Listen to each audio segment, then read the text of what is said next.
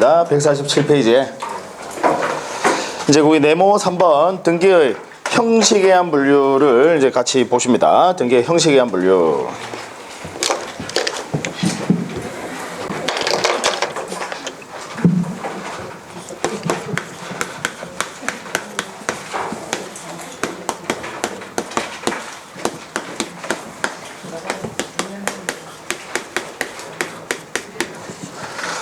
자, 등기 형식에 의한 분류. 역시 제가 뭐 시험에서 중요도를 말씀을 드리면 뭐 시험에 출제되는 것은 당연히 물론입니다. 당연히 물론이고, 아까 그 내용에 의한 분류와 더불어서 우리 등기법에서 근간을 이루는 내용이에요. 아까 조금 전에 보셨던 내용에 의한 분류와 이제 더불어서요. 그래서 뭐 아주 중요하다라고 역시 강조를 드립니다. 자, 일단 종류는 간단합니다. 종류는 간단해요. 하나는 주등기고요. 또 하나는 부기등기입니다. 주등기, 부기등기. 종류는 간단해요. 두 가지입니다. 자, 그럼 주등기는 뭘 주등기라고 하느냐? 독립해서요. 그 하나의 숫자를 부여하는 그 등기 형식을 주등기라고 합니다. 즉 순위번호 1번, 2번, 3번, 4번, 5번, 6번처럼 독립해서 하나의 숫자를 부여하는 등기 형식을 주등기라고 하고요. 그 다음 부기등기는 가지번호를 부여하는 그 등기 형식을 부기등기라고 합니다. 즉 뭐 1-1, 1-2 또는 뭐 2-1, 2-2처럼 이렇게 가지번호를 부여하는 등기 형식을 부기등기라고 합니다. 가끔씩 또 어떤 분들이 부기등기 뭐 1-1, 1-2 이렇게 읽으면 안 되고 1의 1, 뭐 1의 2 이렇게 읽으셔야 된다라고 말씀하시는 분이 계신데, 그건 집원 읽을 때 그렇게 읽는 거예요. 아무 때나 갖다 붙이시는 게 아니라 집원 읽을 때는 그 줄 꺼놓고 읽을 때는 의라고 읽는다라는 겁니다. 우리 부기등기는 그냥 1-1, 1-2 이렇게 읽어요. 자, 그럼 이제 주등기, 부기등기가 뭔지는 당연히 아시겠죠. 그래서 뭐 이걸 뭐 시험에서 주등기는 뭐 어떻게 하느냐, 뭐 독립해서 숫자를 부여하느냐, 뭐 이런 것들은 아예 지문으로 등장하지 않습니다. 당연히 알고 계시는 이제 기본 지식이고. 그럼 이 중에서 여러분 원칙은 뭘까요? 당연히 원칙은 주등기고요. 부기등기는 예외적으로 이루어집니다. 예외적으로 이루어지는데, 자, 그러면 한마디로 표현할 수 있어요. 어떤 경우에 부기등기 하느냐? 한마디로 표현할 수 있습니다. 어떤 경우에 부기등기 하느냐? 자, 요 내용. 법의 규정이 있는 경우에만, 즉 법에서 부기등기 한다라는 규정이 있는 경우에만 부기등기 한다라는 것을 많은 수험생분들이 역시 또 간과하십니다.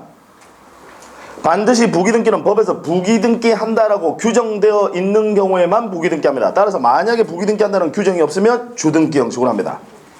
이해하시겠죠? 법에서 부기등기 한다는 규정되어 있는 경우에만 부기등기예요. 자, 그러면 여러 가지 법 규정들이 있어요. 법에서 뭐 이런 경우에는 부기등기 한다, 이런 경우에 부기등기 한다라고 여러 가지 법 규정들이 있는데, 그 법 규정들의 공통점을 우리가 공통 분모를 한번 추출을 해봤더니 어떤 공통점이 있느냐? 자, 기존에 있는 주등기와 그 주등기와 연관성이 있을 때 부기등기 하더라. 상식적으로 생각해서 여러분 아무런 관련이 없는데 굳이 가지번호를 붙일 이유가 있겠습니까? 그죠? 연관성이 있을 때 부기등기 하더라. 자, 그러면 여기서 역시 또 중요한 하나의 논리가 나옵니다. 뭐가 나오느냐? 주등기가 없는 부기등기는 존재할 수 있을까요? 없어요. 주등기와 연관성이 있을 때 부기등기 합니다. 따라서 주등기가 없는 부기등기라는 것은 존재할 수가 없습니다. 그래서 예를 들어서 만약에 주등기를 말소시킨다, 그럼 부기등기는 따라서 같이 말소시킵니다. 이해하시겠죠? 항상 부기등기라고 하는 것은 주등기가 없는 부기등기는 존재할 수 없다라는 거. 이해하시겠죠? 그래서 주등기와 연관성이 있을 때 부기등기 한다. 자, 그러면 이제 여러 가지 법 규정들이 있어요. 그 여러 가지 법 규정들 총 8가지가 나오는데, 제가 아까 내용에 의한 분류를 공부할 때도 그랬지만 우리 뒤에 강론 파트에서 나오는 내용까지 같이, 여러분들 교재에는 그 내용이 지금 앞부분에는 자세하게 없잖아요. 뒤에 나오는 내용까지 같이 아까 설명을 드렸었거든요. 내용에 의한 분류할 때도 마찬가지로 형식한 분리도 뒤에 나오는 내용인데요. 같이 앞에서 이걸 앞부분에서 먼저 알아두셔야 되기 때문에 역시 먼저 설명을 드립니다. 그래서 법규정 8가지를 그 뒤에 나오는데요. 그거 앞부분에서 지금 같이 먼저 살펴봅니다. 어떤 경우에 부기등기하는, 먼저 첫 번째, 등기, 명의인, 표시 변경이나 등기 명의인 표시 경정 등기는 법에서 부기등기한다라고 규정을 두고 있습니다. 등기 명의인 표시 변경이나 등기 명의인 표시 경정 등기는 부기등기한다라고 규정을 두고 있어요. 자, 한번 생각해 보죠. 만약에 X라는 부동산 등기부 갑구에 순위번호 1번 가령 소유권 보존, 소유자 가령 뭐 홍, 길, 동이라고 현재 등기가 되어 있습니다. 실제로 우리 등기부에는 이제 홍길동 명인이니까 성명만 나오는 게 아니라 성명, 주민등록번호, 주소까지 다 나옵니다. 네. 자, 근데 이 홍길동이라는 분이 개명을 했어요. 홍갑동으로. 이름이 마음에 안 들어서 개명을 했어요. 뭐 길동이나 갑동이나 뭐 그게 그건데. 네, 어쨌든 자, 개명을 했습니다. 그러면 한번 생각해 보죠, 여러분. 전부 불일치입니까? 일부 불일치입니까? 일부 불일치. 원시적, 후발적. 따라서 등기 명의인 표시 변경 등기 하셔야 된다, 그죠? 예. 자, 그럼 등기 명의인 표시 변경 등기 이제 신청을 하십니다. 그러면 등기부에 등기 명의인 표시 변경 해서 홍갑동이라고 기재를 하고요. 불일치하는 부분만 한 줄의 실선을 그어서 지운다, 그죠? 예. 그래서 길동 이거 주말한다 이 말.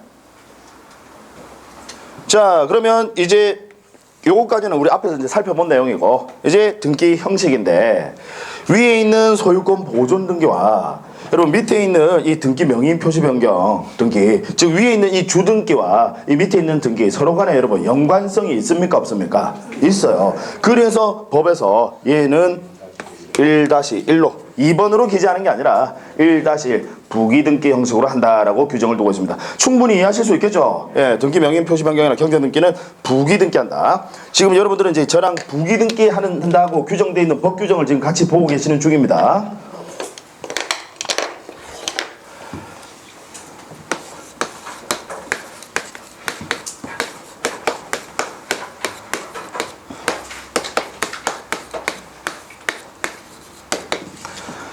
자, 두 번째, 우리 법에서 소유권 이외의 권리 이전 등기는 역시 부기등기 한다라고 되어 있습니다. 소유권 이외의 권리 이전 등기는. 자, 우리 같이 비교를 한번 해보죠. 어떤 X라는 부동산 등기부 갑구에 순위번호 1번 소유권 보존, 소유자 갑으로 등기되어 있어요. 자, 근데 갑이 이걸 을에게 팔아요. 매매, 팝니다. 그러면 소유권 이전, 소유자 을로 역시 기입 등기합니다. 소유권 이전 등기, 아까 기입 등기. 예. 자, 등기 형식 어떻게 등기합니까? 1-1이에요? 2번이에요? 네, 2번이죠, 그죠? 일단 2번입니다. 결론부터 먼저 말씀드리면 나중에 이유 설명드릴게요. 2번입니다. 비교를 하셔야 돼요. 지금 위에 있는 이 내용이랑 비교. 자, 어떤 X라는 부동산 우리 등기부 을구예요. 을구에 순위번호 1번 저당권 설정, 가령 저당권자 갑으로 등기되어 있고요. 다시 순위번호 2번 전세권 설정, 전세권자 현재 을로 등기되어 있습니다. 을구예요. 소유권 이외의 권리니까 을구에 등기되죠. 자, 근데 이 갑이 자신의 저당권, 재산권입니다. 그죠? 재산권. 재산권은 원칙적으로 양도할 수 있다, 없다? 있다. 예, 그래서 이걸 병에게 넘깁니다. 저당권을요. 물론 저당권을 넘길 때는 당연히 갑이 가지고 있는 채권도 같이 넘깁니다. 수반성, 아시죠? 네, 한꺼번에 같이 자 넘깁니다. 자 그러면 저당권 이전이라는 등기를 하셔야 돼요. 저당권이 양도됐으니까 저당권 이전 등기, 소유권이 양도되면 소유권 이전 등기, 뭐 전세권이 양도되면 전세권 이전. 예. 자 저당권 이전 등기를 하셔야 되는데 만약에요 순위번호 3번 저당권 이전 저당권자 병으로 등기한다라고 한번 가정을 해볼게요. 즉 주등기로 한다라고. 예. 원칙이 주등기니까 만약에 주등기로 한다라고 가정을 해보면 무슨 문제가 발생을 하느냐. 우리 등기법에 따르면 권리의 우열관계는 등기한 순서에 따른다라고 되어 있어요. 그럼 1번이 앞서요? 2번이 앞서요? 1번이요. 1번, 2번 비교하면 1번이 앞선다 그죠? 예. 자 그런데 그 권리를 그대로 다른 사람에게 양도했을 뿐인데 순위번호 3번으로 기재하게 되면 갑자기 전세권보다 후순위로 밀려나가는 모순이 발생합니다. 이해하시겠죠? 따라서 주등기로 기재하지 않습니다. 어떻게 등기하느냐? 1-1 저당권 이전 저당권자 병 이렇게 등기한다 이 말이죠. 즉 소유권 이외의 권리 저당권 이전이건 뭐 전세권 이전이건 간에 소유권 이외의 권리 이전 등기는 등기 형식을 어떻게 합니까? 부기등기 형식으로 한다. 부기등기. 그럼 반대로 소유권 이전 등기는요? 주등기. 소유권 이전 등기는 주등기, 소유권 외의 권리 이전 등기는 부기등기 형식으로 합니다. 자, 이유는 아까 말씀드린 법에서 이렇게 규정을 두고 있으니까요. 법에서 소유권 이전 등기는 부기등기로 한다는 규정이 없어요. 그러면 등기 형식을 어떻게 하는 겁니까? 아까 부기등기 한다는 규정이 없으면 어떻게 한다고요? 주등기. 법에서 꼭 기억해 두세요, 여러분. 부기등기 한다는 규정이 없으면 등기 형식 어떻게 한다고요? 주등기. 그리고 소유권 이전 등기에 대해서는 부기등기 한다는 규정이 없어요. 그래서 당연히 주등기로 합니다. 근데 소유권 외의 권리 이전 등기는 법에서 부기등기 하래요. 소유권 외의 권리 이전은 뭐 지상권 이전이건 저당권 이전이건 전세권 이전이건 임차권 이전이건 전부 다 부기등기 하랍니다. 법에서. 그래서 부기등기 하는데 그러면 왜 부기등기 하도록 법에서 이렇게 규정을 두고 있냐? 법은 항상 규정만 두고 있지 이유는 설명하지 않습니다. 왜 그럴까? 자 여러분 아까 각구에는 우리 소유권에 관한 사항이 나온다 그죠? 각구에는. 근데 을구에는요 소유권 이외의 권리가요 전부 모조리 전부 다 을구에 나옵니다. 각구에는 어차피 소유권밖에 없어요. 소유권에 관한 등기만 나오죠. 그래서 그냥 이전 등기를 주등기로 하더라도 우리가 등기부를 보고 아 을이 이제 소유자가 이전이 돼서 을이 소유자구나 주등기로 돼 있어도 여러분 권리관계를 분석하는데 아무런 문제가 없죠. 그냥 주등기로 기재돼 있어도 을이 소유자구나 알 수 있지 않습니까? 근데 문제는요 을구에는 소유권 이외의 권리가 다 나오니까 제가 이제 편의상 여러분 저당권과 전세권만 이렇게 등기를 했는데 실제로는 뭐 지상권 지역권 여기 전부 다 나와요. 근데 이걸 주등기로 기재해버리게 되면 갑자기 순위가 뒤로 밀려나가는 모순이 발생한다 이 말이에요. 그래서 소유권 외의 권리 이전 등기는 부기등기 형식으로 한다. 그 순위를 그대로 유지하기 위해서요. 아시겠습니까? 여러 가지 권리가 다 나오니까. 네. 자, 지금 보신 이 내용을요. 세 번째 법 규정을 보시면 조금 더 명확해집니다. 자, 세 번째 뭐라고 규정을 두고 있느냐면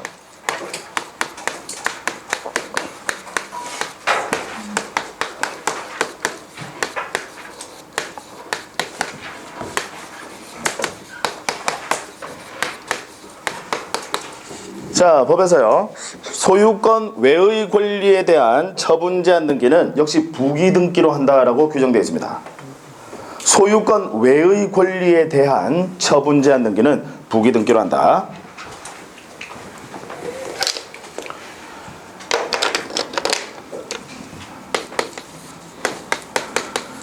비교를 한번 해보자고요.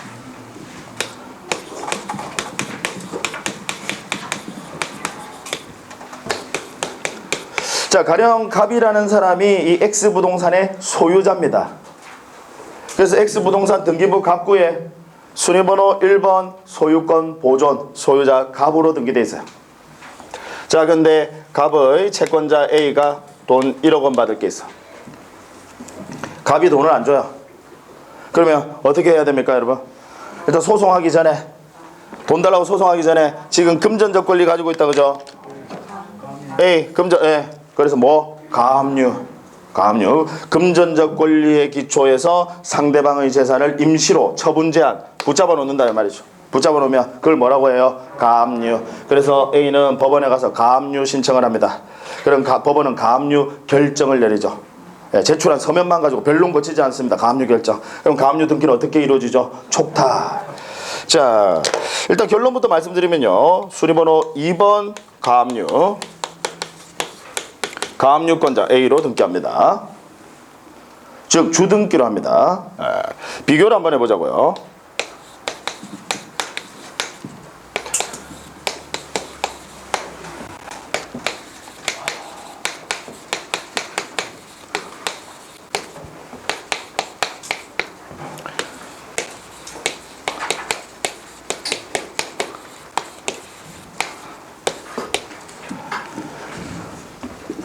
자, 만약에 X부동산 등기부 을구에 수리번호 1번 전세권 설정 전세권자 갑, 수리번호 2번 저당권 설정 저당권자 을로 등기되어 있고요. 자, 이번에도 역시 우리 갑의 채권자 A라는 사람이 돈 1억 원 받을 게 있더라. 갑은 부동산의 소유자가 아니라 전세권자예요. 이 전세권자의 채권자가 만약 1억 원 돈 받을 게 있다. 근데 갑이 1억 원 안 줘요. 그럼 마찬가지로 소송하기 전에 뭐 가압류, 그죠? 금전. 가압류 신청합니다. 그럼 법원은 가압류 결정 내리고 등기를 어떻게 이루어지죠? 촉탁.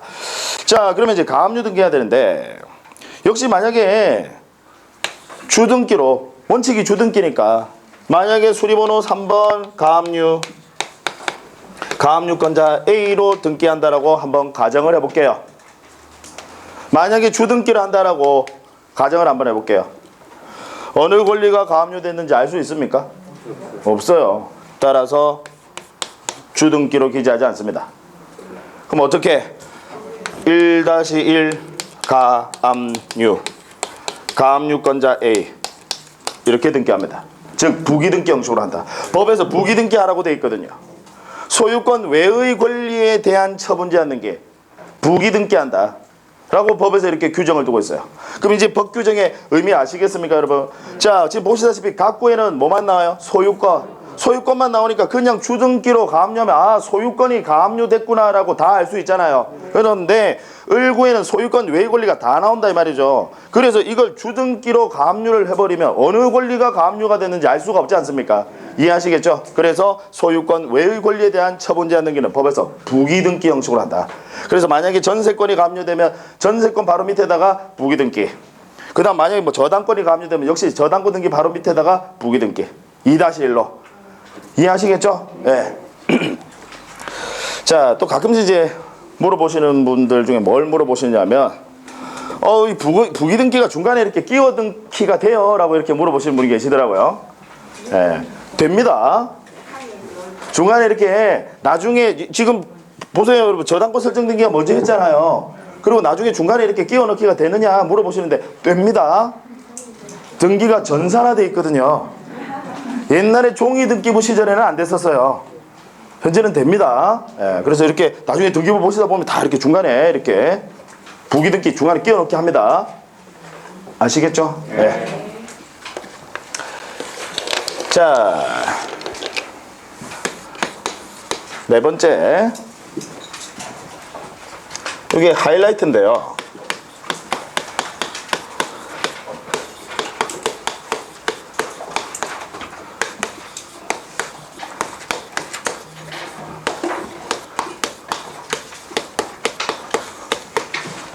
자, 법에서요. 소유권 이외의 권리를 목적으로 하는 권리 등기는 부기등기한다라고 되어 있습니다. 일단 말이 좀 어렵다, 그죠? 소유권 이외의 권리를 목적으로 하는 권리. 자, 가령 어떤 X라는 부동산이 있는데요. 이 부동산의 소유권자가요. 이 소유권자가 자신의 소유권을 담보로 제공을 하면서요. 그 담보권자가 여러분 채권자입니다. 네, 돈을 빌립니다. 자신의 소유권을 담보 제공하면서요. 부동산에 X라는 부동산에 소유권을 담보 제공하면서 자신의 담보권자에게 돈을 빌립니다. 자, 이 담보권 이름을 뭐라고 하죠? 이 담보권 이름이 뭐예요? 저당권입니다. 법에서 이렇게 이름을 저당권이라고 해놓은 거예요. 저를 노려보신다고 될 일이 아니라 이 법에서 이렇게 이름을 저당권이라고 이름 붙여놓은 겁니다. 저당권. 이 이름을 이 부동산의 소유권 담보 제공하면 그 담보권 이름을 뭐라고 한다고요? 저당권이라고 합니다. 저당권. 자, 가령 이번에는요. 이 부동산의 지상권자가 X부동산의 지상권자가 자신의 지상권을 역시 담보 제공합니다. 담보 제공하면서 돈을 빌립니다. 자, 그러면 그 담보권 이름 뭐라고 하죠? 부동산의 지상권자가 이제 X부동산의 소유자는 아니에요. 지상권이 뭔지 아시죠? 쓸 수 있는 권리. 예. 그 지상권자가 자신의 지상권을 담보 제공하면서 돈을 빌립니다. 그럼 그 담보권 이름을 뭐라고 해요? 저당권이라고 합니다. 예. 저당권이라고 해요. 역시 민법에서 이렇게 정해놓은 겁니다. 이걸 저당권이라고 한대요. 민법에서. 예.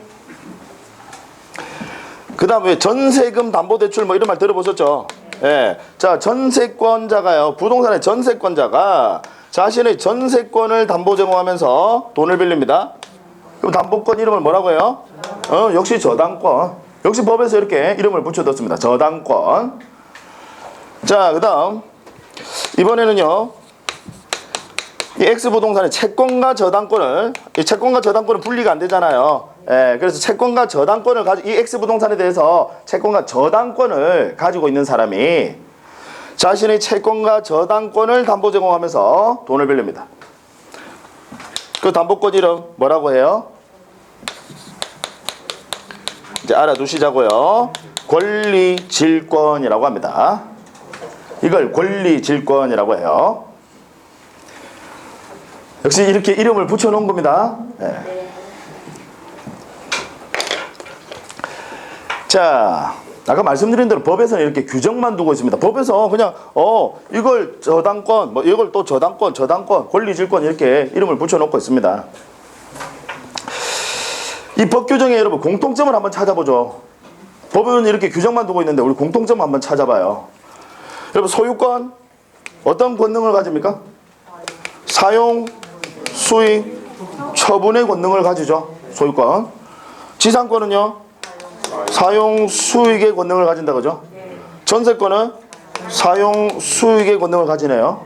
그럼 채권과 저당권자가 사용, 수익의 권능이 있습니까? 없어요. 무슨 이야기냐면 이 말이 무슨 이야기냐면 예를 들어서요. 제가 이분이 부동산 소유자인데 제가 돈을 빌려드려요. 제가 이분에게 돈을 빌려드립니다. 돈을 빌려드리면서 이분 소유 부동산에다가 제가 담보를 제공받았어요. 저당권을 설정받았습니다. 그럼 저는 이제 채권과 저당권을 가지고 있다 그죠? 제가 이분에게 돈 빌려줬고 저당권까지 설정받았어요. 그럼 저는 채권과 저당권을 가지고 있는데 제가 돈이 필요한 거예요. 제가 돈이 필요해요. 왜냐면 이분이 돈을 빨리 안 갚으니까 제가 돈이 필요해서 채권과 저당권도 재산권이니까 재산권은 양도 가능하고 담보 제공 가능합니다. 원칙적으로 뭐 동의 승낙 이런 거 필요 없어요. 그래서 제가 가지고 있는 채권과 저당권을 담보 제공하면서 이분에게 돈을 빌립니다. 지금 무슨 이야기인지 아시겠죠? 예, 그러면 이분의 담보권 이름을 뭐라고 한다고요? 권리질권이라고 한다고요. 지금 이해되시죠? 예. 자, 그러면 제가 채권과 저당권자, 저는 부동산, 제가 저당권자니까 이분 소유 부동산을 제가 쓸 수 있나요? 저당권자가 부동산 사용 수익하는 거 아니다, 그죠? 예. 따라서 당연히 사용 수익의 권능은 없다라는. 그러면 여러분 공통점 이제 찾으셨나요? 아, 사용 수익의 권능을 담보 제공하니까 그 담보권 이름을 뭐라고 한다고요? 저당권이라고 하는구나. 그럼 사용 수익의 권능이 없어요. 그러면 그 담보권 이름을 뭐라고 해요? 권리질권이라고 하는구나. 되시나요? 네. 자, 그러면 시험에 아주 자주 출제되는 지문을 여러분들에게 또 물어보겠습니다. 잘 들어보세요. 전세권자의 전세권의 존속기간이 만료된 후에, 즉 계약기간 끝났단 말이에요. 존속기간이 만료된 후에도 이 전세권자는 저 돈을 빌리면서 저당권을 설정할 수 있다. O, X. X 틀렸다 그죠? 왜 틀렸는지 아시겠어요? 전세권의 존속기간이 만료되면 더 이상 사용 수익의 권능은 있습니까? 없습니까? 없어요. 그러면 더 이상은 저당권을 설정할 수가 없다라는 거. 사용 수익의 권능을 담보 제공하면 그 담보권 이름을 저당권이라고 하는 겁니다. 아시겠습니까? 따라서 마찬가지로 뭐 지상권도 존속기간이 만료가 됐다. 그러면 더 이상 사용 수익의 권능은 없잖아요. 따라서 이제는 돈 빌리면서 저당권 설정 못해요. 아시겠죠? 네, 그래서 사용수익의 권능을 담보 제공하면 꼭 기억하세요. 사용수익의 권능을 담보 제공하면 아주 중요합니다. 시험에 존속기간이 만료되면 그러면 사용수익의 권능은 없어. 그러면 더 이상은 저당권 설정 안 돼. 네, 사용수익의 권능을 담보 제공하면 그 담보권 이름을 저당권. 그럼 사용수익의 권능이 없어요. 그러면 그 담보권 이름은 뭐라고 한다고요? 권리, 질권. 자, 그러면 이제 이렇게 표현합니다. 법에서 이제 표현할 때 이제 표현이 또 어려워요. 이 지금 첫 번째 저당권 뭐라고 표현하냐면 소유권을 목적으로 하는 저당권 이렇게 표현합니다. 소유권을 목적으로 하는 저당권, 즉 소유권자가 설정해줬다 이 말이에요. 이걸 표현을 목적으로 하는이라는 표현을 씁니다. 소유권을 목적으로 하는 저당권. 이제 이 표현에 익숙해지셔야 됩니다. 소유권을 목적으로 하는 저당권. 그 다음 두 번째 저당권은요, 지상권을 목적으로 하는 저당권. 전세권을 목적으로 하는 저당권. 이제 전세권자가 설정해줬다 이 말이에요. 저당권을. 그 다음 채권과 저당권을 목적으로 하는 권리, 질권. 이제 목적이라는 표현. 이게 이제 왜 어려우냐면, 왜 이 표현이 잘 안 와닿느냐면 일본식 한자 표현이거든요. 목적이라는 이 표현 자체가요, 지금 우리 일본식 한자 표현이에요. 근데 우리식 한자 표현으로는 딱 부합하는 단어가 없어서 여전히 그냥 목적이라는 표현을 쓰고 목적물 이런 표현을 씁니다. 왜 민법에서 목적물 이런 표현 나오잖아요. 목적물 못 들어보셨나요? 예. 아니, 들어보셨잖아요. 그죠? 예. 자, 사실 우리식으로는 또 부합하는 단어가 없어서요, 그 표현을 그대로 썼는데, 제일 비슷한 단어를 찾는다면, 우리식 한자 표현으로 제일 비슷한 단어를 찾는다면 대상 정도 됩니다. 대상물. 무슨 이야기인지 아시겠죠? 예. 딱 부합하는 단어는 없어요. 그래서 목적이라는 표현을 씁니다. 이제 목적이라는 표현은 여러분들이 익숙해지셔야 돼요. 시험에는 그 표현이 그대로 나오니까요.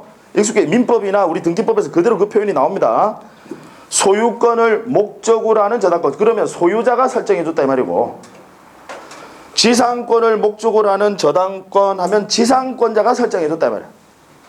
그걸 이제 이렇게 표현하는 거예요. 지상권자가 설정해주면 그 저당권은 지상권을 목적으로 하는 저당권. 지상권자가 설정해줬다. 그걸 대상으로 한다 이 말이지. 되셨나요? 예. 자, 그러면 이 첫 번째 저당권, 소유권을 목적으로 하는 저당권입니다. 소유자가 설정해줬다 이 말이죠. 그럼 등기부 어느 구에 기재를 할까요? 소유권을 목적으로 하는 저당권. 등기부 어느 구에? 학구. 왜 아까 을구라고 하시다가 갑자기 견해를 변경을 합니까? 소유권을 목적으로 하는 저당권. 어느 구에? 을구에. 자, 아니 여러분들만 잘 안 되는 게 아니라, 제가 아까도 그냥 말씀드린 게 아니라 여러분들은 그래도 상당히 아까 처음에는 을구라고 하셨잖아요. 다른 학원 가면 무조건 처음부터 각구라고 하거든요. 근데 여러분들 을구라고 하셨다가 지금 잠깐 견해를 변경하신 거잖아요. 네. 을구입니다. 어느 구에 기재를 하느냐는 그 목적인 권리가 뭐냐 가지고 판단하는 게 아니라 그 자신의 권리가, 그 해당 권리가 뭐냐 가지고 판단하는 거예요. 여러분, 저당권이 각 구에 기재되는 경우는 어떤 경우도 없습니다. 저당권이니까, 소유권을 목적으로 한 저당권, 소유자가 설정을 해준 거예요. 저당권이니까 어느 구에 기재를 한다고요? 을구에.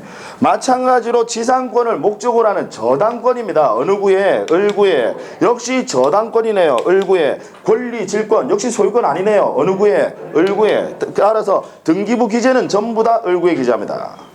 자, 그 다음 이제 주등기로 기재를 하느냐 부기등기로 기재를 하느냐가 이제 문제가 됩니다. 그럼 첫 번째 저당권은요, 어떤 권리를 목적으로 합니까? 소유권을 목적으로 하는 저당권, 즉 소유권을 목적으로 하는 권리다, 그죠? 그러면 얘는 등기 형식을 법에서 주등기로 하도록 되어 있습니다. 주등기. 자, 두 번째 저당권입니다. 무슨 권리를 목적으로 합니까? 지상권을 목적으로 하는 저당권. 지상권을 목적으로 하는 저당권.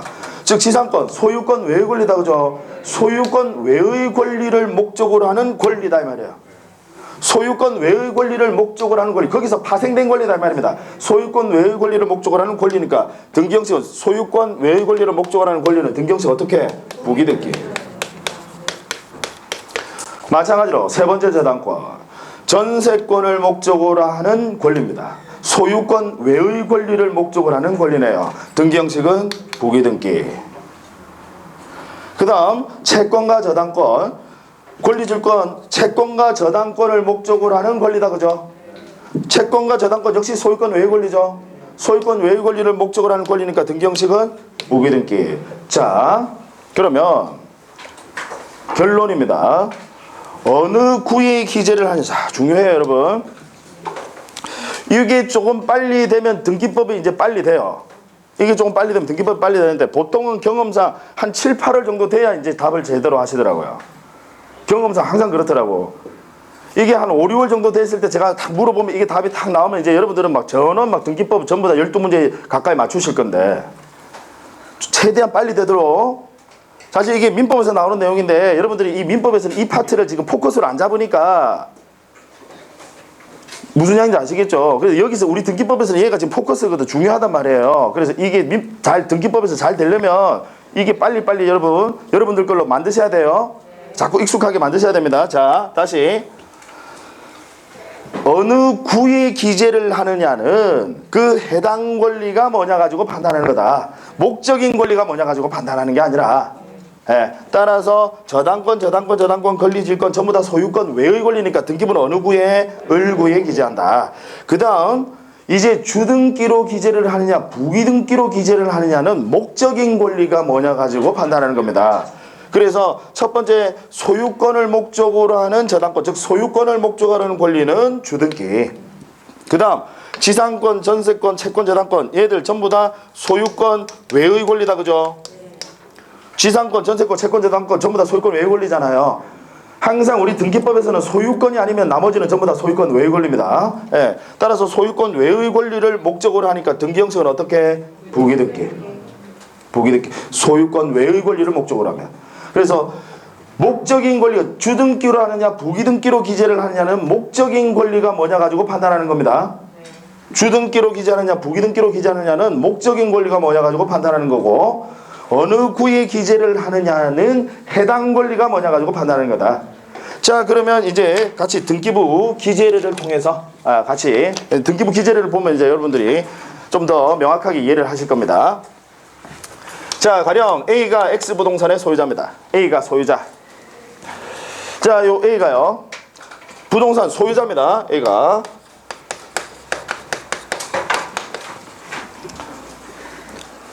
갑을 찾아갑니다. 갑을 찾아가서요. 돈을 빌려요. 돈을 빌리면서 자신 소유 부동산에다가 저당권을 설정합니다. 소유권자가 담보 제공하면 그 담보권 이름을 저당권이라고 했잖아요. 저당권을 설정합니다. 자, 그러면 이제 저당권 설정 등기를 하셔야 되는데 저당권 설정 등기는 갑구에 기재를 할까요? 을구에 기재를 할까요? 을구에. 그래서 을구에. 자, 저당권 설정. 등기부 을구에 저당권 설정. 이제 저당권자 갑. 아까 갑은행 찾아가서 돈 빌렸단 말이에요. 저당권자 갑. 자, 이제 등기 형식입니다. 지금 이 갑이 가지고 있는 저당권, 갑이 저당권자입니다. 저당권은 어떤 권리를 목적으로 합니까? 즉 누가 설정을 해준 거예요? 소유자가요. 그러니까 소유권을 목적으로 하니까 등기 형식은 어떻게? 주등기로. 소유권을 목적으로 하니까 주등기. 자, 이번에는요. A가 을에게 전세권을 설정합니다. 소유자 A가요. 을에게 세입자 드린다 이 말이에요. 자, 그러면 전세권 설정. 전세권자 을. 항상 등기부 마지막에는 권리자, 등기 명의인 기재합니다. 자, 이제 등기 형식인데 누가 설정을 해줬어요? 지금 전세권 설정 누가 해줬어요? 소유자가요. 소유자가 내 소유 부동산인데 이제 을 네가 써. 을 소유자가 설정을 해줬다. 그죠? 따라서 이 전세권은 어떤 권리를 목적으로 합니까? 소유권을 목적으로 하네요. 따라서 등기 형식은 어떻게?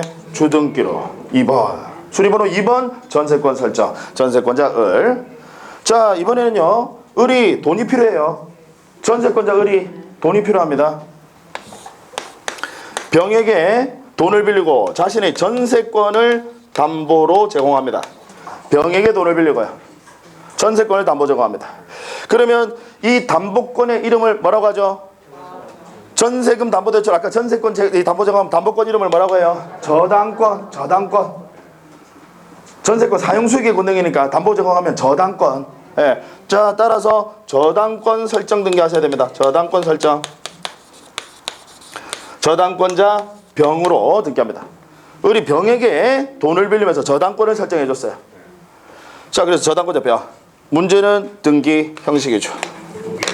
자, 지금 보세요. 병이 가지고 있는 이 저당권은 어떤 권리를 목적으로 누가 설정을 해준 거예요? 전세권자가요. 전세권자가 설정을 해준 겁니다. 전세권을 목적으로 하네요. 소유권 외의 권리를 목적으로 하네요. 등기 형식은요?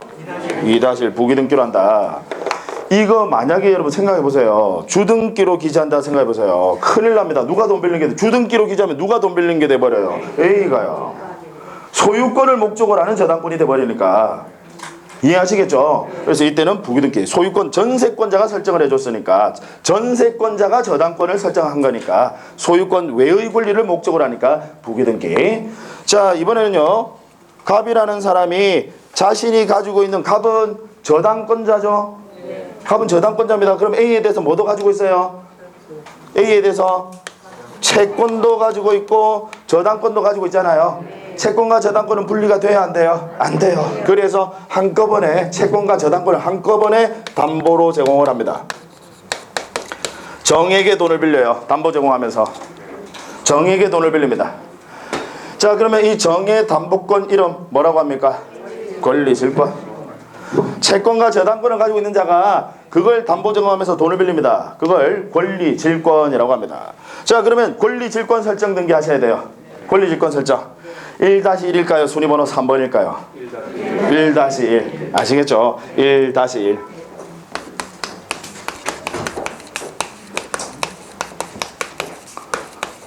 권리질권자 정. 요렇게 등기한다 이 말이죠. 이해되세요? 저를 보셔야 돼요. 네. 저 질투가 심해서요. 저 외에 다른 사람 보는 거 싫어하거든요. 좀 이해하시겠습니까, 여러분? 네. 자, 지금 아마 여러분 보시다시피 제가 아까도 말씀을 드렸지만 쉽지 않아요. 이 부분에서 우리 등기법 이제 본격적으로 들어가면 이 부분에서 상당히 많은 분들이 좀 힘들어 하십니다. 근데 이 내용이 빨리 되도록이면 빨리 익숙해지셔야 돼요. 이 표현이나 이런 것들 빨리 익숙해지셔야 돼요. 우리 등기법 문제를 보고 여러분들이 그런 분들 많으세요. 아마 앞에서 경험을 해보셨던 분들은 아실 겁니다. 문제를 보고 무슨 말인지 몰라. 문제가 물어보는 게 무슨 말인지 몰라요. 공부를 그렇게 하고서도 왜 모르냐. 이런 표현이 우리가 익숙하지 않으니까요. 이런 표현과 용어들 막 물상보증인 튀어나오고 막 이러니까 이게 뭐야? 물상보증인 이게 또 뭐야? 물상보증인 뭐예요, 여러분? 물상보증 제가 지난 시간에 한번 말씀드렸잖아요. 물상보증이 세무는 그죠? 불쌍한 아버지 생각하시면 돼요. 돈은 아들이 빌리고 아버지가 저당권 설정해 준 거야. 아버지가 소유 부동산에 저당권 설정해 준 거야. 그럼 그 아버지 불쌍하잖아요. 돈은 아들이 빌렸는데. 그래서 그걸 뭐라고 해요? 물상보증인. 그런 표현들이 그냥 밑도 끝도 없이 물상보증인 이런 표현들 막 나오고 막 목적으로 하는 걸 이런 표현 나오니까 문제를 보고 무슨 말인지 해독이 안 돼. 심지어 아니 해독이 안 되는데 어느 정도 이제 조금 이제 아예 해독이 안 되는 분도 계시고 이제 그런 분들은 아예 문제를 못 풀죠. 근데 차라리 그런 분들이 더 나을 수 있어요. 아예 해독이 안 되니까 그냥 마음 놓고 찍어버려. 근데 이제 해독이 되기는 하는데 한참 걸리시는 분들 무슨 이야기냐. 문제를 3번, 4번 읽어.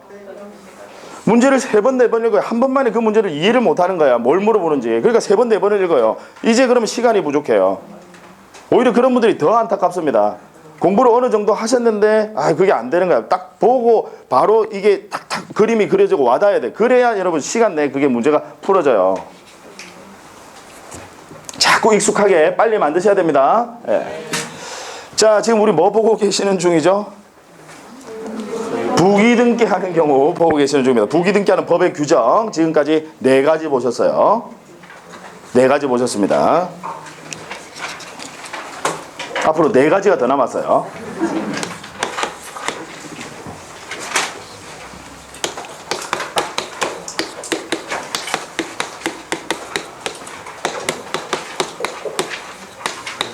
자, 권리의 변경이나 경정등기.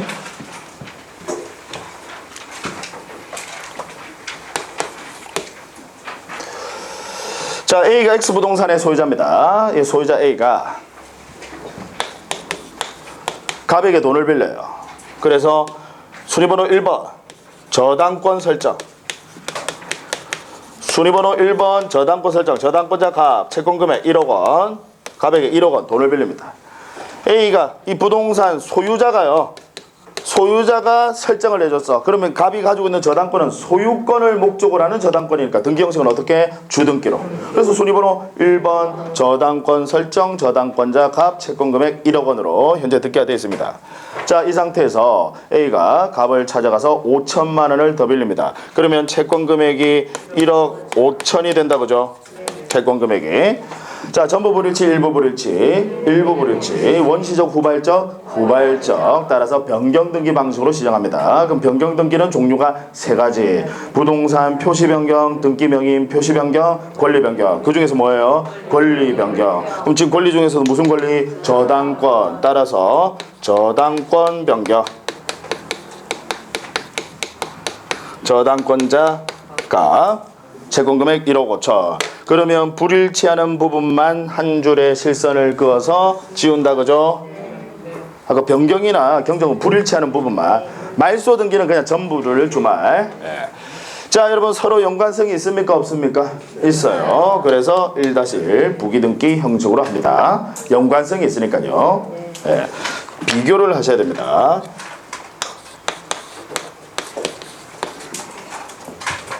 자, 역시 A가 X부동산의 소유자인데 등기부 을구예요.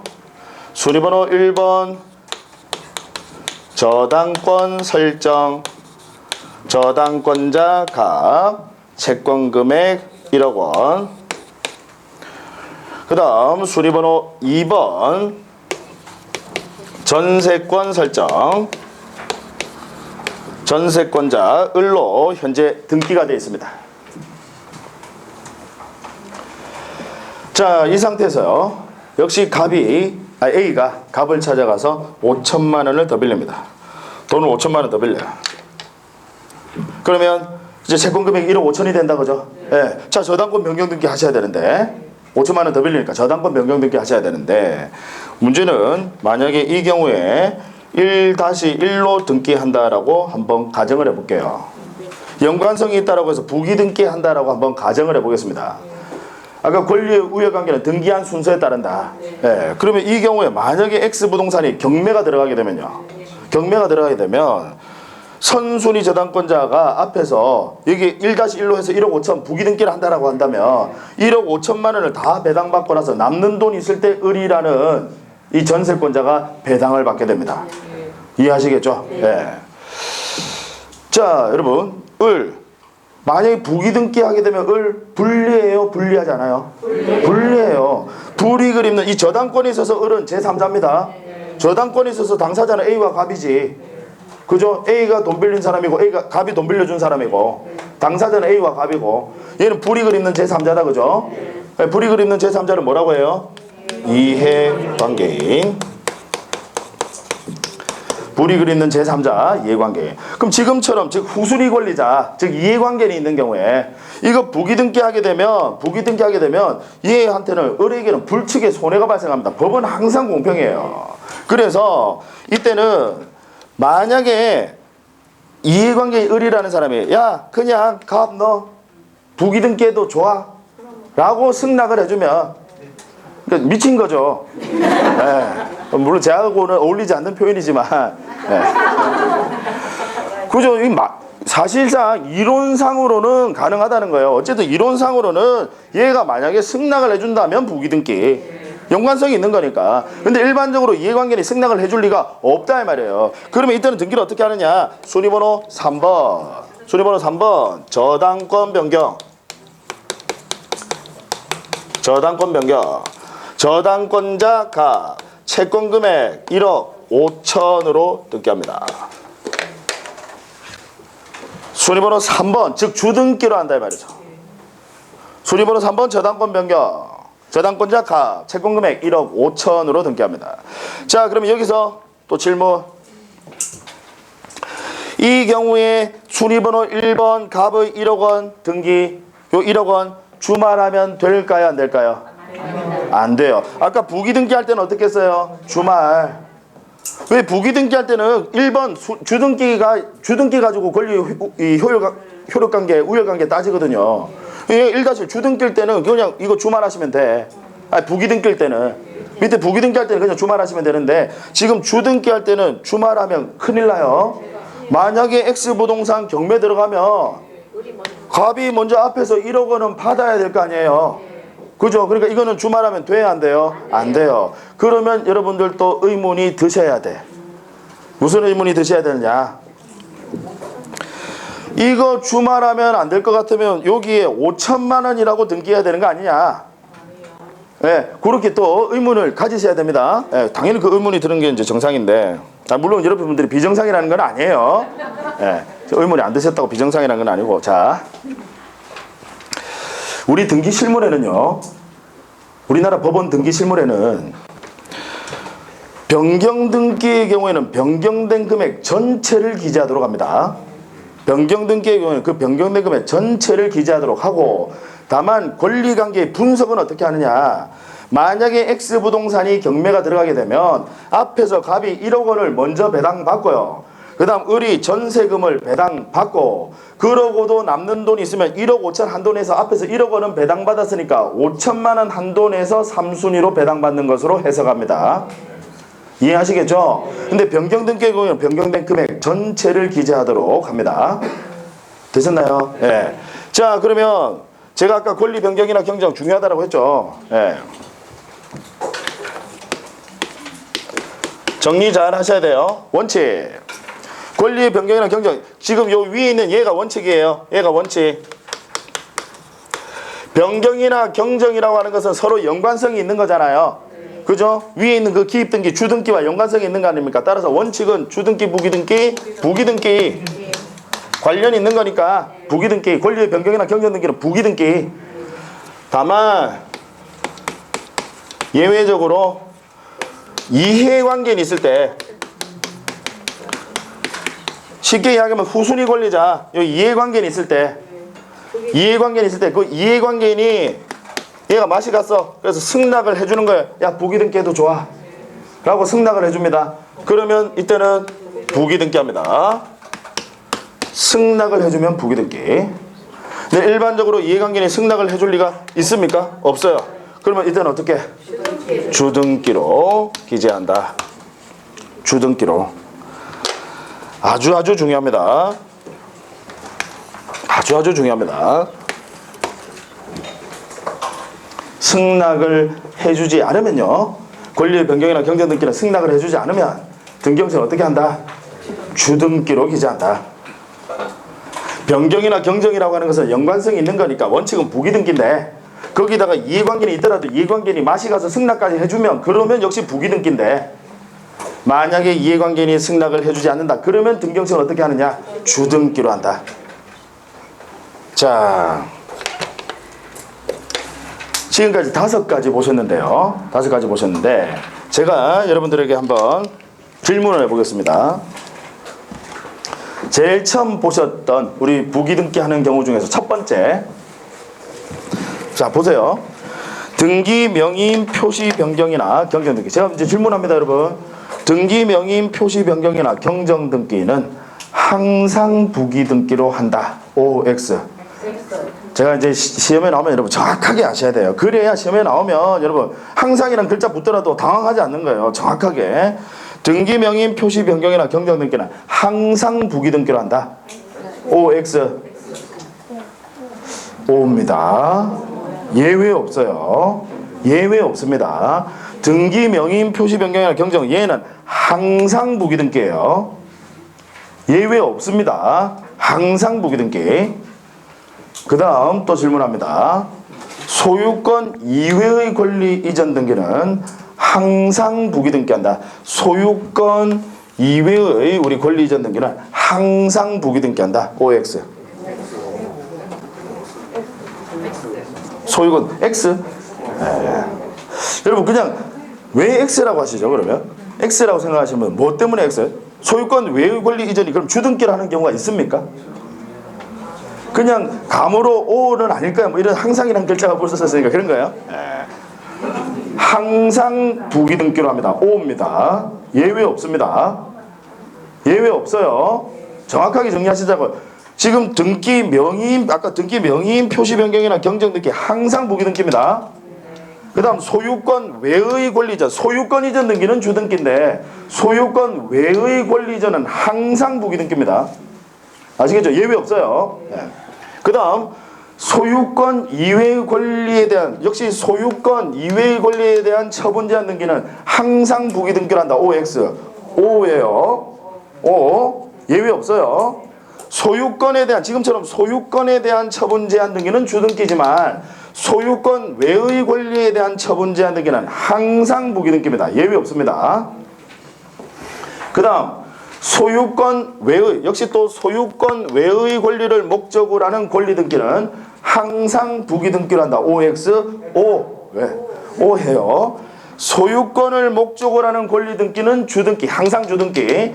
소유권 외의 권리를 목적으로 하는 권리 등기는 항상 부기등기입니다.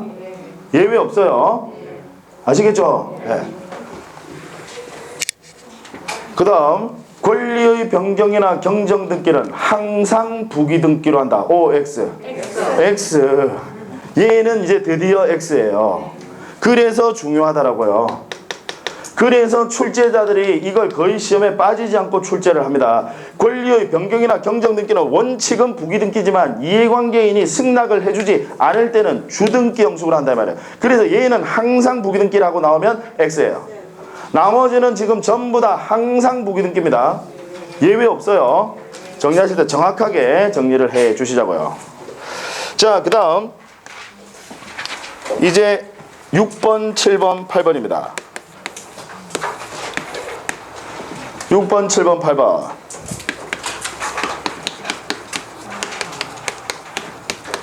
이제 다 끝나갑니다. 조금만. 판매 특약 등기. 땅 꺼지겠습니다.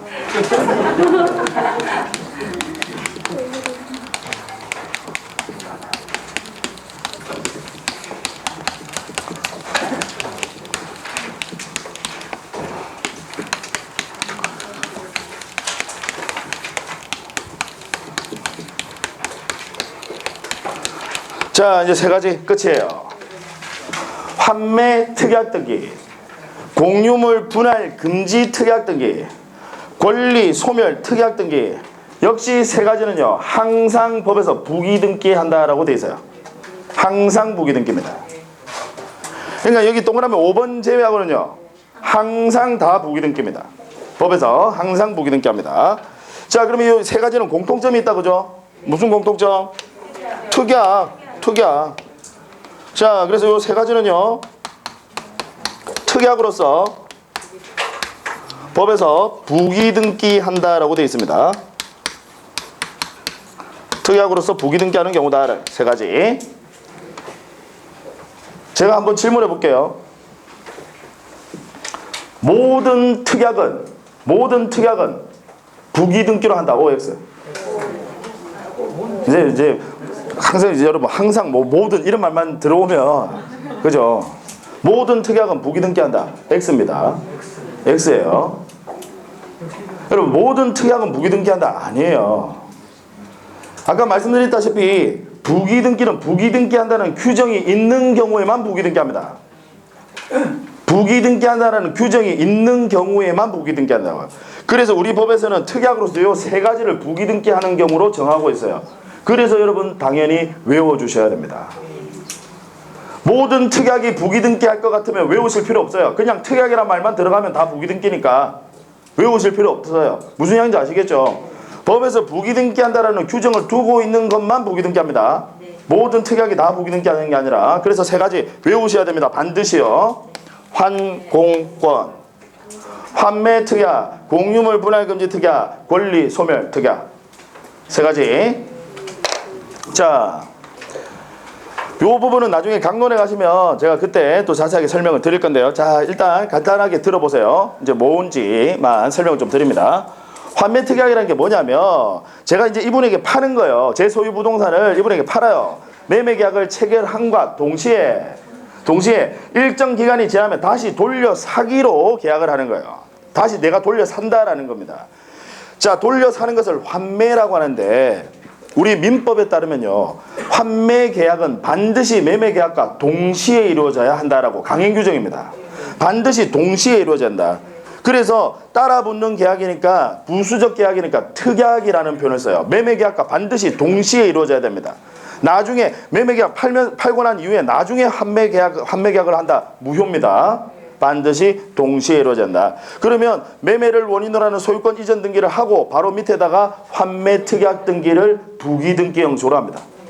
환매 특약 등기는 부기 등기. 이제 환매 특약이 뭔지는 아시겠죠? 네. 그다음 공유물 분할 금지 특약인데, 공유물은 우리 공유자들 간의 공유물은요, 원칙적으로 자유롭게 분할할 수 있습니다. 자유롭게 분할할 수 있는데 이 공유자들 전원이 야, 우리는 공유물을 일정 기간 동안은 분할하지 말자, 분할 금지 특약을 하는 거예요. 우리 민법에 따르면 공유물 분할 금지 특약은 몇 년을 넘지 못한다 규정이 있어요. 5년. 아까 환매도 부동산의 경우에 환매 특약 몇 년? 5년. 아까 동산은 3년이고 부동산은 5년이에요. 5년. 예, 5년. 그래서 공유물 분할 금지 특약 5년 동안 우리는 야, 분할하지 말자 특약을 맺게 되면 역시 소유권 등기 바로 밑에다가 소유권 등기 바로 이제 공유자들 간에 소유자들 간에 그래서 이 소유권 등기 바로 밑에다가 부기 등기 형식으로 공유물 분할 금지 특약 등기를 합니다. 법에서 부기 등기하라고 돼 있으니까요. 그다음 마지막 권리 소멸 특약, 이제 무슨 내용인지 정도만 아시면 돼요. 나중에 강론에서 배우실 거니까. 자, 권리 소멸 특약은 일정 기간이 지나면 제가 이제 넘기면서 이분한테 넘기면서 일정 기간이 지나면 우리는 권리는 소멸하는 것으로 하자. 가령 뭐 5년이 지나면 권리는 소멸하는 것으로 하자라고 이렇게 특약을 합니다. 그러면 넘기니까 이제 소유권 등기하고 그 바로 밑에다가 권리 소멸 특약 등기를 부기 등기 형식으로 한다 이 말이에요. 되셨나요? 네. 세 가지 반드시 외우셔야 돼요. 모든 특약이 부기 등기 할 것 같으면 외우실 필요 없는데 법에서 부기 등기한다라는 규정을 두고 있는 것만 부기 등기하니까요. 외워주셔야 됩니다. 환공권. 자, 그러면 이제 다 봤어요. 다 봤는데 아까 제가 여러분 부기 등기는 법에서 부기 등기한다라는 규정이 있는 경우에 부기 등기한다라고 했죠. 그래서 우리는 세부적인 내용 하나하나 자세한 걸 다 외울 수는 없더라도 대충 뭐 어떤 것들이 부기 등기하는 게 있구나라는 것 정도는 감은 잡으셔야 되니까 되도록이면 이게 전체적으로 이 제목 정도는 여러분들이 제목 정도는 좀 외우실 필요가 있어요. 자, 제가 이제 외우는 암기법을 말씀을 드립니다. 핵심 키워드가 명인이에요. 아까 등기 명인 표시 변경이나 경전 등기 명인 핵심 키워드입니다. 그래서 명인이 소유권 외의 권리전, 소외 핵심 키워드 제가 동그라미 쳐놨어요.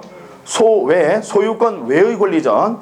그 다음 또 소유권 외의 권리에 대한 처분제한, 소외, 소유권 외의 권리에 대한 처분제한. 그 다음 소유권 외의 권리를 목적으로 하는 권리. 역시 소외가 지금 몇 번 나와요? 지금 소외 몇 번 나와요? 3번. 그러니까 명인이 소외를 3번이나 당해서 이렇게 명인이 소외를 3번이나 당했어요. 왕따 3번 당했다고요. 요즘 그 왕따 문제 많이 좀 문제 되잖아요. 소외를 3번 당했어. 그러면 거기 있기 싫다 그죠? 학교 다닐 때 이제 왕따 지금 시켜만 봤지 당해보신 경험은 없으신 것 같은데, 네, 왕따 시키신 분들 지금 불안에 떠셔야 됩니다. 네. 명인이 소외를 3번이나 당해서 왕따 3번 당했다고요. 그러면 이제 뭔가 변화를 주고 싶어. 떠나고 싶다. 변화를 주고 싶어요. 네, 그래서 변경. 명인이 소외, 아까 소유권 외의 권리 전, 소유권 외의 권리에 대한 처분제한, 소유권 외의 권리를 목적으로 하는 권리, 소외를 3번 당했으니까 변경, 떠나고 싶다 이 말이죠. 뭔가 변화를 주고 싶어요. 이제 그 학교 있기 싫은 거지. 왕따 3번이나 당했으니까. 그러면 바로 옆에 이웃 학교로 전학 가봐야 별로 효과가 없어. 왕따 당하신 분들 바로 옆에 이웃 학교 가봐야 또 거기 가서 또 괴롭히러 와요. 아, 지금 정말로 안 당해보셔서 모르시는구나. 네. 그러면 뭔가 이제 변화를 주고 싶어. 이제 떠나야 돼요. 바로 이웃 학교로 가시면 안 돼. 어디를 멀리 가셔야 된다고요. 외국으로 유학 나가셔야 된다고 이제. 그래야. 그럼 외국 가려면 뭐가 필요해요? 항공권. 그러니까 이렇게 큰 흐름 정도는 지금 세부적인 내용은 여러분 하나하나 지금 못하더라도 주관식 시험은 아니니까 대충 이런 것들이 부기등기하는 경우가 있었구나라는 것 정도는 지금 해두셔야 된다고. 다시 그래서 아까 명의인이 소유권 외의 권리 전 소유권 외의 권리에 대한 처분 제한 소유권 외의 권리를 목적으로 하는 권리 소외를 3번 당했다. 그러니까 변경 떠나고 싶다. 이제 뭔가 변화를 주고 싶다. 그럼 떠나려면 멀리 떠나야 돼. 뭐 필요해요? 환공권. 또 항공권 항이 뭐지 이러시면 안 돼요. 환공권 3가지 되셨나요? 예, 지금 부기등기하는 경우 총 법 규정이 8가지 다 살펴보셨습니다. 아주 중요하고 등기에서 기본적인 내용입니다. 예, 잠깐 쉬었다가 하도록 할게요.